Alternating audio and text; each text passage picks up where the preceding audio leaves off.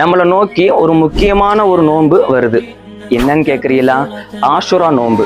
ரமலான் வருவதற்கு முன்னால ஃபர்லாக இருந்த நோன்பு அது ஆஷுரா தான். ரமலானுக்கு பின்னதாகத்தான் ஆஷுரா நோன்பு வலியுறுத்தப்பட்ட நோன்பாகவே இஸ்லாத்துல மாறுச்சு. வரக்கூடிய ஜூலை 6ஆம் தேதி ஆஷுராவுடைய 10வது நாளாக இருக்குது. இந்த நாளை நம்ம அடைஞ்சிட்டோம்னு சொன்னா கண்டிப்பா அதுல ஒரு நோன்பு வைக்கணும்.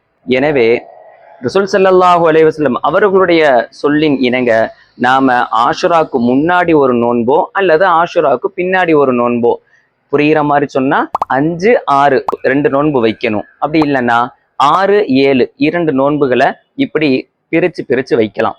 சரிங்களா? இந்த மாதிரி ஒரு நோன்புகளை நம்ம வச்சோம்னா நமக்கு முன் சென்ற ஒரு வருடத்தினுடைய சிறிய பாவங்கள் மன்னிக்கப்படுது என்பதாக ஸல்லல்லாஹு அலைஹி வஸல்லம் அவர்கள் கூறியிருக்கிறாங்க. இன்னொரு முக்கியமான விஷயம் என்னன்னு சொன்னா, நம்ம எப்பவாவது இந்த ஆஷுரா நோன்பை ஏன் வைக்கிறோம், எதுக்காக வைக்கிறோம்னு யோசிச்சிருக்கீங்களா? அப்போ இந்த மாதிரி விஷயங்கள் தெரியணும்னு சொன்னா நம்முடைய யூடியூப் சேனல்ல முழு விவரமாக ஒரு வீடியோ உங்களுக்காக சொல்லி கொடுத்துருக்கிறேன். அதுல போய் நீங்க பாருங்க. உங்களுக்கு அதனுடைய லிங்க் வேணும்னு சொன்னா கமெண்ட்ல ஆஷுரா அப்படின்னு டைப் பண்ணுங்க, நானே உங்களுக்கு டிஎம் பண்றேன். இந்த நோன்புகளை நம்மளும் வைக்கணும், பிறரையும் வைக்க சொல்லணும். இந்த வீடியோவை எல்லாருக்கும் ஷேர் பண்ணுங்க, ஃபாலோ பண்ணுங்க.